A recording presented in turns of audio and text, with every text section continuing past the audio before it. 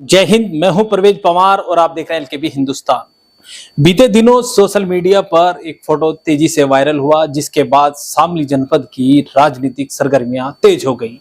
आपको बता दें कि पूर्व निर्दलीय विधायक और पूर्व नगरपालिका अध्यक्ष शामली राजेश्वर बंसल जी के परिवार की एक फोटो समाजवादी पार्टी के राष्ट्रीय अध्यक्ष उत्तर प्रदेश के पूर्व मुख्यमंत्री अखिलेश यादव के साथ जैसे ही वायरल हुई, वैसे ही क्षेत्र में एक चर्चा शुरू हो गई कि शामली जनपद की शामली सदर विधानसभा सीट से राजेश्वर बंसल जी के परिवार का कोई सदस्य चुनाव लड़ेगा। तो खुद आज बातचीत करने के लिए हमारे साथ मौजूद हैं पूर्व विधायक राजेश्वर बंसल जी। इनसे चर्चा करेंगे कि आगामी विधानसभा चुनाव 2027 में शामली जनपद की शामली सदर विधानसभा सीट पर इनकी क्या रणनीति रहने वाली है। सबसे पहले तो आपका स्वागत है विधायक जी। विधायक जी, आपकी सपा सुप्रीमो अखिलेश यादव से एक मुलाकात हुई, जिसका फोटो सोशल मीडिया पर तेजी से वायरल हुआ और उसके बाद चर्चाएं शुरू हो गई कि शामली सदर सीट से राजेश्वर बंसल जी के परिवार का कोई सदस्य चुनाव लड़ेगा। तो इसमें कितनी सच्चाई है? हम अखिलेश जी से मिले थे जी उन्होंने फोन करके हमें बुलाया था जी हमने उनसे बताया कि भाई हम अपने लड़के को चुनाव लड़ाना चाहते हैं। जी हम तो अब चुनाव नहीं लड़ेंगे। हम 75 या 76 के हो गए, जब तक चुनाव आएगा तब तक 78 के हो जाएंगे। जी तो 78 वर्ष की उम्र में उतनी मेहनत नहीं हो सकती जितनी मेहनत कोई और कम उम्र का व्यक्ति कर सकता है। तो हम अपने लड़के को लड़ाना चाहते हैं। तो सपा सुप्रीमो अखिलेश यादव से आपकी बातचीत हुई? जी, इस संबंध में बातचीत हुई। उन्होंने हमसे कहा कि हम ये करेंगे, लड़ाएंगे। तो तय माना जाए कि अखिल बंसल? देखिए, तय तो राजनीति है, हमारे से तो वायदा है। अब तय तो कि ये वक्त बताएगा क्या है स्थिति, क्या नहीं। अगर सपा सुप्रीमो अखिलेश यादव राजेश्वर बंसल जी के परिवार पर विश्वास करते हैं, पूर्व में आपका इस क्षेत्र में बड़ा राजनीतिक रसूख रहा है, लोगों में आपकी स्वीकार्यता रही है, तो क्या 2027 के विधानसभा चुनाव में शामली जैसी विधानसभा सीट पर जहां सपा के लिए राह रपटीली है, वो राह आसान होगी? शामली नगर जो है, इसमें शामली विधानसभा की 1/3 वोट है, करीब करीब 3,20,000 वोट है और 1,05,6,000 वोट हमारी शामली में है। शामली से जब जब भी कोई चुनाव लड़ता रहा, वो चाहे वो कोई भी लड़ा, तो ये प्रसन्न चौधरी लड़ा, ये भी 15,000 वोटों से पीछे रहा और हम हमेशा इसमें 8-7 हजार वोटों से आगे रहते हैं। ये 23,000 वोट तो कहीं भी नहीं कटेंगी। 15,000 से ये लोग पीछे होके भी जीत गए हैं। जी जी। हम लोग तो 23,000 से आगे रहेंगे। 4 बार हम चेयरमैन रहे और चारों बार अच्छी वोटों से जीते। भाजपा ही लड़ी 3 बार, तो भाजपा ही लड़ी हमारे सामने। तो इसमें कोई बहम की बात ही नहीं है। अच्छा विधायक जी, जिस तरह से शामली सदर सीट पर पूर्व में आप राष्ट्रीय लोकदल के नेता रहे हैं, राष्ट्रीय लोकदल के प्रभाव वाली सीट मानी जाती है और राष्ट्रीय लोकदल से ही संभवतः आपका मुकाबला होगा, क्योंकि भारतीय जनता पार्टी और राष्ट्रीय लोकदल का गठबंधन है और वर्तमान समय में यह सीट राष्ट्रीय लोकदल के पास है। तो राष्ट्रीय लोकदल में आप रहे हैं, तो राष्ट्रीय लोकदल से किस तरह की चुनौती मिलेगी? राष्ट्रीय लोकदल के साथ पहले समाजवादी का गठबंधन था जी। अब की बार गठबंधन नहीं है। मुस्लिम समाज के लोग तो अब उन्हें वोट देंगे नहीं, क्योंकि मुस्लिम समाज का वोट लेके अब तक विधायक बने हैं और अब चले गए भाजपा में। तो भाजपा में जाने के बाद मुस्लिम समाज तो वोट नहीं देगा।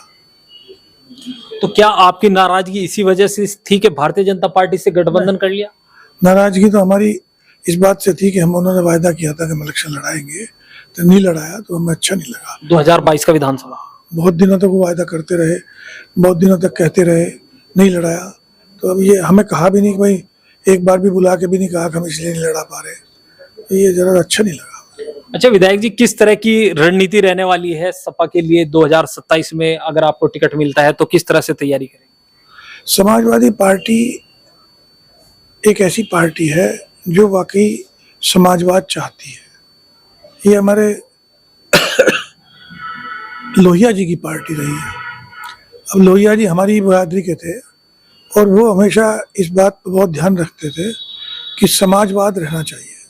जयप्रकाश नारायण जी थे, जनेश्वर मिश्र जी थे, चाहे वो बाद में किसी पार्टी में चले गए हों, लेकिन वो सब समाजवादी लोग थे और वो विचार के लोग थे। ये विचार है एक बहुत बड़ा। आप जिस वर्ग से आते हैं, व्यापारी वर्ग से, उसको लेकर भारतीय जनता पार्टी लगातार कह रही है कि व्यापारी सुरक्षित है, योगी सरकार में, मोदी सरकार में व्यापारी सुरक्षित है। तो व्यापारियों का विश्वास बढ़ा है सरकार पे। इस तरह के दावे भारतीय जनता पार्टी की ओर से किए जा रहे हैं।